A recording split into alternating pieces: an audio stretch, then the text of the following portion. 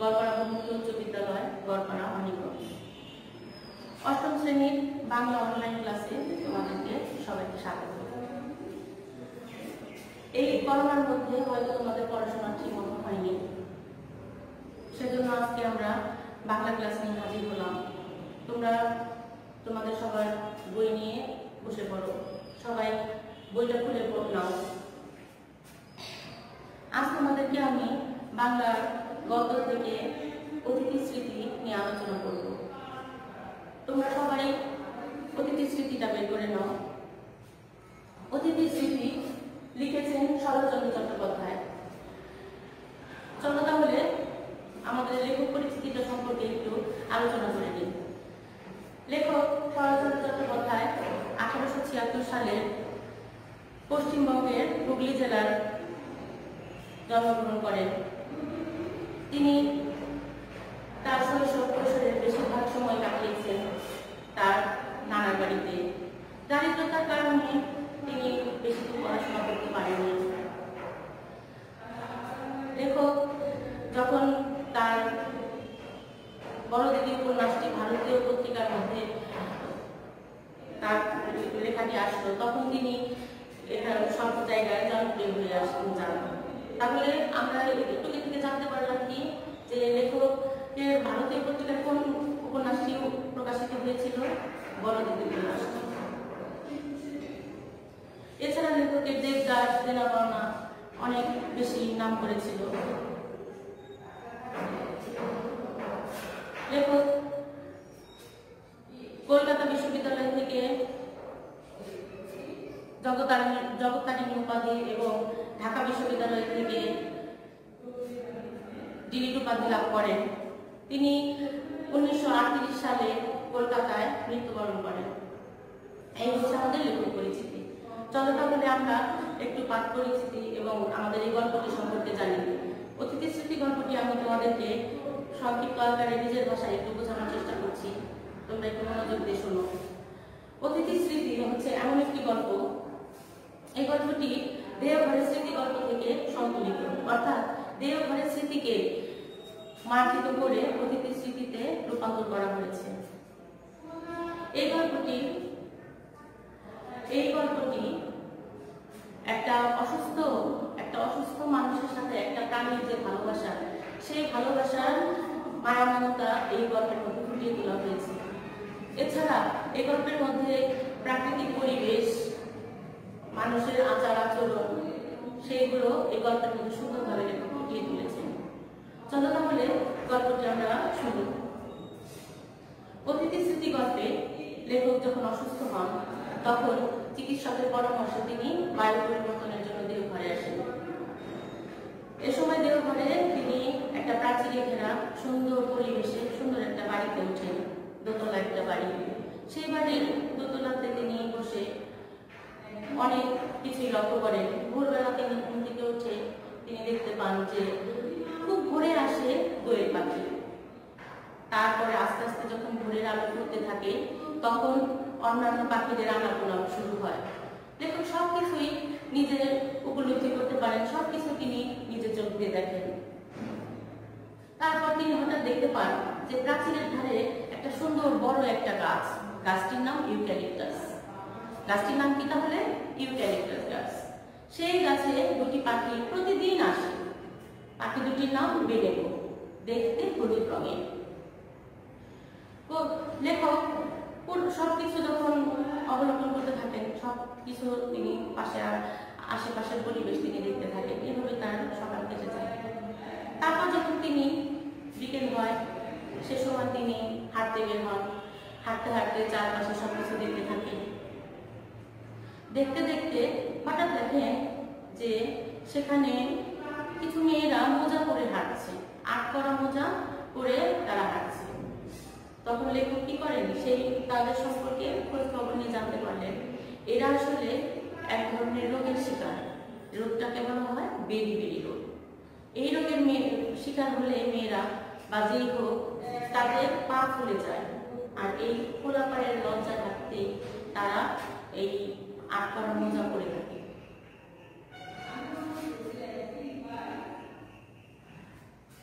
এখন সামনের দিকে যান, দেখেন বেশি একটা অল্প বয়সী মেয়ে হেঁটে যাচ্ছে তাদের সন্তান করে নিয়ে, ছিটছিটে শরীর, যেন সে একদমই শক্তি পায় না, শরীরে কোনো শক্তি নেই, অনেকদিন খায় না, এরকম লাগে। খুব দরিদ্র ঘরের একটি মেয়ে। তারপর তিনি আর একটু যখন হেঁটে যান, সামনের দিকে চলে যান, তখন দেখতে পান তিনি যে বৃদ্ধ বয়স্ক লোক তারা সন্ধ্যার পূর্বে ঘরে বসে যাচ্ছে, চলে যাচ্ছে। তারা ব্যতিগ্রস্ত হয়ে যাচ্ছে যে কিভাবে তাড়াতাড়ি ঘরে চলে যাওয়া যায়। এরপর লেখক যখন রাস্তা দিয়ে হাঁটতেছেন সে সময় তিনি লক্ষ্য করলেন যে একটা কুকুর তার পিছনে পেছনে আসছে। তিনি প্রথমে বুঝতে পারেননি, তবে আস্তে আস্তে যখন তিনি এগিয়ে যাচ্ছেন তখন দেখলেন কুকুরটি তারপরও তার পেছনে পেছনে আসছে। তখন লেখক একটু থামলেন, থেমে কুকুরটির কাছে গেলেন, বললেন, কি রে, তুই কি আমার সঙ্গে যাবি? লেখক যখন কথাটি বলল, কুকুর তখন লেজ নেড়ে নেড়ে উত্তর দিল। তখন লেখক বলল, ঠিক আছে, আজ তুই আমার অতিথি, চল আমার সঙ্গে আমাদের বাড়িতে চল। তখন লেখকের পেছনে পেছনে কুকুরটি চলে গেল, কিন্তু লেখকের বাড়ির সামনে গিয়ে কুকুরটি থেমে গেল, সে আর ভিতরে ঢুকলো না। হয়তো সে ভাবলো যে ভিতরে যদি নতুন পরিবেশে যদি আমি ভিতরে ঢুকি তাহলে হয়তো আমাকে কেউ তাড়িয়ে দিতে পারে, অর্থাৎ ভিতরে ঢোকার ভরসা পেল না। তাহলে দেখো, এই যে এখানে কিন্তু আমাদের একটা প্রশ্ন তৈরি হয়ে যাচ্ছে যে কুকুরটি ভেতরে ঢোকার ভরসা পেল না কেন? আমি যদি প্রশ্ন করি তোমাদের, বলো যে কুকুরটি ভেতরে ঢোকার ভরসা পেল না কেন? তাহলে তোমরা কি বলবা? যে নতুন পরিবেশে, নতুন জায়গায় সে তাকে তাড়িয়ে দেওয়ার ভয় থাকে, কাউকে অপছন্দ করার ভয়ে সে ভিতরে ঢোকার ভরসা পেল না। দেখো কি সুন্দর আমাদের একটা প্রশ্ন উত্তর হয়ে গেল। এরপর কুকুরটি ভিতরে না ঢুকে বাইরে দাঁড়িয়ে রইল, কিন্তু লেখক তার যে রান্না করে, যে তাকে রেখে দেয় মামির বউ, সে তাকে ডেকে বলল যে এ আমার অতিথি, একে তোমরা যত্ন করো, তাকে খেতে দিও। মালিক জিনিসটা বেশি একটা পছন্দ করলো না, কারণ সে তার নিজের ভাগে কিছু খাবার হয়তো দিয়ে দিতে হবে, যে কারণে সে কুকুরটিকে বেশি পছন্দ করলো না।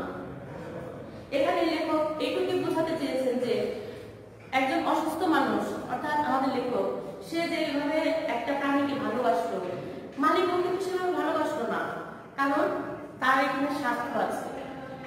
লেখক এই গল্পের মধ্যে ফুটিয়ে তুলতে চেয়েছেন যে এক মানুষ একই পরিবেশে থেকেও ভিন্ন রকম আচরণ করে, অর্থাৎ একজন কুকুরটিকে ভালোবাসছে, একজন তাকে দেখতেই পাচ্ছে না, তাকে পছন্দই করছে না। যাই হোক, আমি একটু গল্পের দিকে এগিয়ে যাই। মালিকও কুকুরটিকে দূর দূর করে তাড়িয়ে দিল, কুকুরটি সেদিন চলে গেল। পরের দিন অতিথি আবার আসলো ফিরে, এসে দেখলো, এসে আস্তে করে সে উঠোনের মধ্যে দাঁড়িয়ে রইল। এবার সে ভিতরে একটু ঢোকার ভরসা পেল, কিন্তু মালিকও তাকে খেতে দিল না। কুকুরটি 2-3 দিন উপবাস করে রইল। আর এর মধ্যে এই অতিথি হয়েও সে উপবাস কাটতে করছে, লেখকের অতিথি হয়েও সে উপবাস করছে। মালিকও কি করে, যে সব খাবার চুরি করে নিয়ে বাসায় চলে যায়, কুকুরের ভাগ্যে কিছুই জোটে না। যাই হোক, এভাবে আমি মোটামুটি গল্পটা তোমাদেরকে বললাম। এখন দেখো, এই গল্প থেকে অনেক প্রশ্ন আসছে, অনেক প্রশ্ন তোমরা দেখতে পাবে। আমি প্রথমে যদি প্রশ্ন করি, এই প্রশ্নে আছে, দেখো, চিকিৎসকের আদেশে লেখক কোথায় এসেছিলেন? চিকিৎসকের আদেশে লেখক কোথায় এসেছিলেন? আমরা জানি, কিছুক্ষণ আগে আমরা পড়েছি, চিকিৎসকের আদেশে লেখক দেওঘরে এসেছিলেন। কি কারণে এসেছিলেন? চিকিৎসকের আদেশে লেখক দেওঘরে কেন এসেছিলেন? বায়ু পরিবর্তনের জন্য। তারপরে দেখো, আমরা যখন রিডিংটা পড়লাম, গল্পটা শুনলাম, তখন কিন্তু আমি বলেছিলাম প্রাচীরের ধারে একটি গাছ। তাহলে বলি, প্রাচীরের ধারে গাছটির নাম কি? ইউক্যালিপটাস। ঠিক তাই না? প্রাচীরের ধারে গাছটির নাম ইউক্যালিপটাস। খুব ভরে ওঠে কোন পাখি? খুব ভরে ওঠে দোয়েল পাখি। লেখক কিন্তু ভোরবেলা থেকে বসে সব পরিবেশের সবকিছু অবলোকন করেছেন। তারপরে খুব ভরে আসে দোয়েল পাখি। এরপরে যে প্রাচীরের ধারে গাছটির নাম ইউক্যালিপটাস, তাহলে ইউক্যালিপটাস গাছে বসে হাজিরা দেয় কোন পাখি? বেনেবো পাখি। ইউক্যালিপটাস গাছে বসে হাজিরা দেয় বেনেবো পাখি। বেনেবো পাখি দুটি দেখতে কেমন? হলদে রঙের। বেনেবো পাখি দুটি দেখতে হলদে রঙের। এরপরে দেখি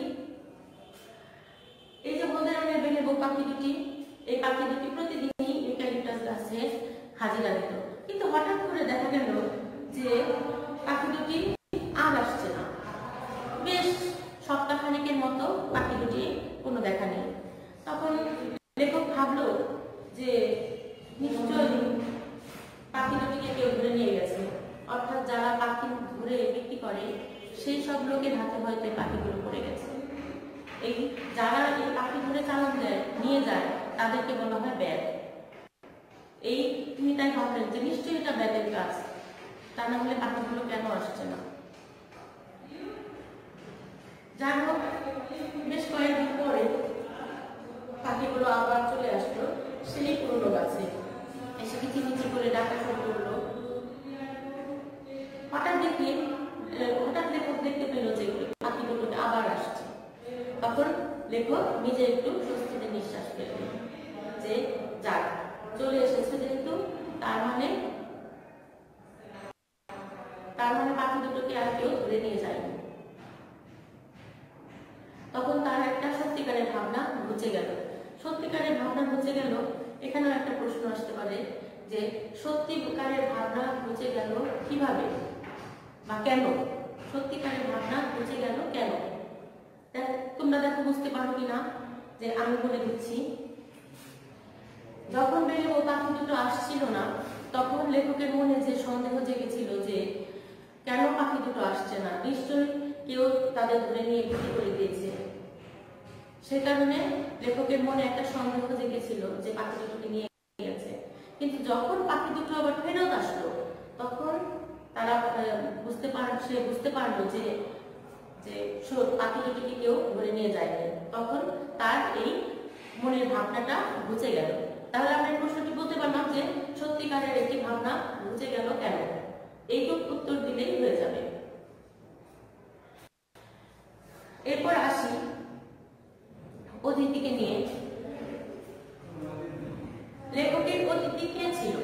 আমরা যদি প্রশ্ন করি লেখকের অতিথি কে ছিল, তাহলে কি বলবো আমরা? কুকুর। লেখকের অতিথি ছিল কুকুর। আজ তুই আমার অতিথি, এই কথাটি কে বলেছিলেন? লেখক নিজে, যে আজ তুই আমার অতিথি। এরপর দেখো অনেক প্রশ্ন এখানে আসবে, অনেক প্রশ্ন। আমার এই কথা আলোচনা করার মধ্যে দিয়ে অনেক প্রশ্ন চলে আসছে। আমরা দেখি যে এখানে অনেক ভোরে যে পাখি আসে, সে পাখিগুলোর নাম কি? একটা একটা করে আমরা বলে দেব।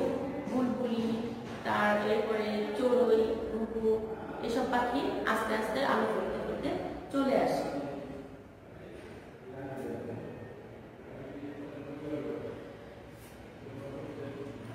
লেখক অতিথি কিভাবে লেখকের কথার উত্তর দিত আমরা কিন্তু কিছুক্ষণ আগে পড়েছি যে অতিথি কিভাবে উত্তর দিবে। অতিথি উত্তর দিত লেজ নেড়ে নেড়ে।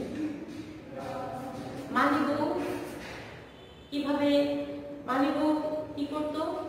খাবার চুরি করে নিয়ে চলে যেত। এটাও কিন্তু একটা প্রশ্ন আসতে পারে আমাদের এই ভিডিও থেকে, যে মালিবউ কাকে বেশি হিংসা করতো? কুকুরটিকে হিংসা করতো। কেন হিংসা করতো? কারণ তার ভাগের খাবারটি কুকুরটিকে দিতে হবে সেজন্য। মালিবউ কিন্তু লেখকটিকে জানতেই দেয় না যে তার কুকুরটি উপবাস করে আছে।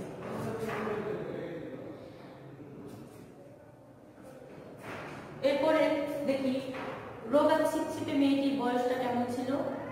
এই 24-25 বছর এরকম হবে, যে রোগা মেয়েটির বয়স ছিল এরকম। তারপরে যদি আমরা বলি যে বাদ ব্যতিগ্রস্ত লোকেদের কিভাবে কখন ঘরে ঢুকবে? সন্ধ্যা করবে তারা ঘরে ঢুকবে। যাই হোক, এই গল্পটি থেকে আমরা অনেক প্রশ্ন জানতে পারলাম। আমি মনে করি যে তোমরা হয়তো গল্পটি এখন নিজেরাই বলতে পারবে, আর এই গল্প থেকে অনেক প্রশ্ন বের করতে পারবে। আমার এই গল্পের মাধ্যমে তোমরা লেখক পরিচিতি সম্পর্কে জানতে পারলে, তার জন্ম মৃত্যু, সে কোথায় থাকতো সেগুলো জানতে পারলে। এছাড়া এই গল্পের মাধ্যমে অনেক প্রশ্ন বেরিয়ে আসলো। যাই হোক, তোমরা বাসায় গল্পটি পড়বে, ভালো করে দেখবে, আমার প্রশ্নের সঙ্গে তোমরা গল্পটি মিলিয়ে দেখবে, অবশ্যই তোমাদের মুখস্থ হয়ে যাবে ইনশাআল্লাহ। পরের বাসায় তোমরা ভালো করে পড়াশোনা করো, আশা করি তোমরা ভালোই থাকবে। বাইরে যদি বের হও খুব সাবধানে মাস্ক পরে বের হবে, তবে ঘরে থাকাই ভালো। আজকের মতো ক্লাস এখানে শেষ করছি। সবাই ভালো থেকো।